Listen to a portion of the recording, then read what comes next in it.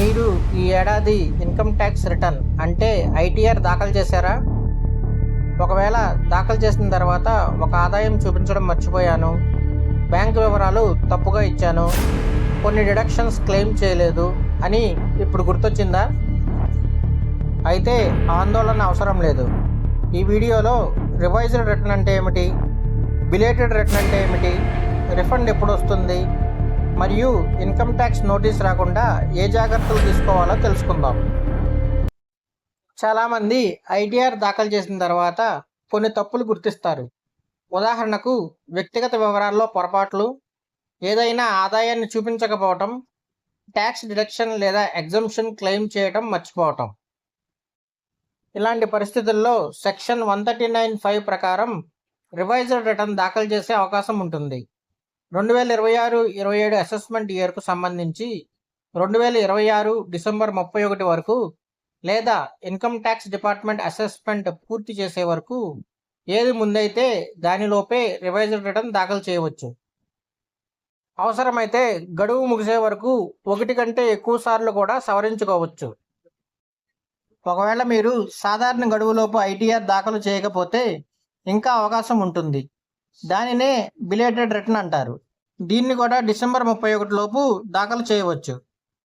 అయితే ఆలస్యంగా దాఖలు చేస్తున్నందుకు జరిమానా మరియు అవసరమైతే వడ్డీ కూడా చెల్లించాల్సి రావచ్చు.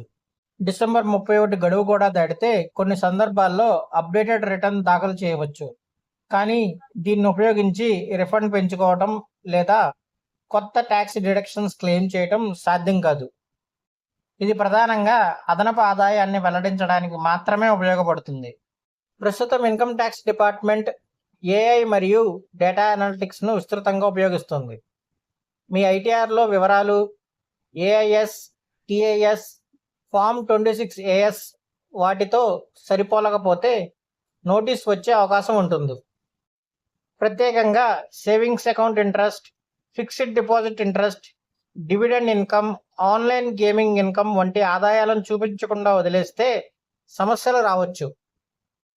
అలాగే అధిక విలువ గల క్రెడిట్ కార్డ్ చెల్లింపులు లేదా పెద్ద మొత్తంలో ఆస్తులు కొనుగోలు చేసిన వివరాలు కూడా ఇన్కమ్ ట్యాక్స్ డిపార్ట్మెంట్కు చేరుతాయి.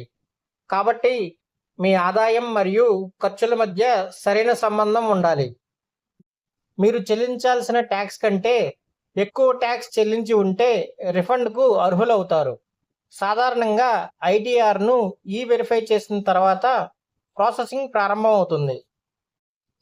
శాలరీ ఇన్కమ్ మాత్రమే ఉండి ఫామ్ 16AS, ఫామ్ 26AS అన్నీ సరిపోతే సాధారణంగా 4 నుంచి 5 వారాల్లో రిఫండ్ వచ్చే అవకాశం ఉంటుంది. అయితే క్యాపిటల్ గెయిన్స్, బిజినెస్ ఇన్కమ్ లేదా ఫారెన్ అసెట్స్ ఉన్న రిటర్న్స్కు కొంత ఎక్కువ టైం పట్టవచ్చు.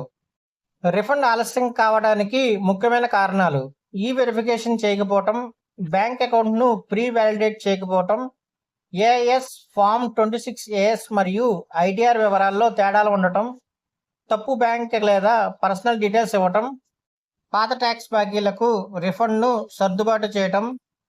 ఈ విషయాలను ఒకసారి తప్పకుండా చెక్ చేయండి. చివరగా గుర్తుంచుకోవాల్సిన విషయాలు: రిఫండ్ ఎక్కువ రావాలనే ఉద్దేశంతో అర్హత లేని డిడక్షన్స్ క్లెయిమ్ చేయకండి. నకిలీ హౌస్ రెంట్ రిసిప్ట్స్ లేదా తప్పుడు డొనేషన్స్ రిసిప్ట్స్ వంటి వాటిని ఉపయోగించడం భారీ సమస్యలకు దారితీస్తుంది. ఎప్పుడూ మీ దగ్గర సరైన ఆధారాలు ఉంచుకోండి. ఒకవేళ ఇన్కమ్ ట్యాక్స్ డిపార్ట్మెంట్ నుంచి నోటీస్ వస్తే గడువులోపు ప్రొసీడింగ్స్ ద్వారా తప్పకుండా స్పందించండి. మొత్తానికి ఐటీఆర్లో తప్పులు జరిగితే భయపడాల్సిన అవసరం లేదు.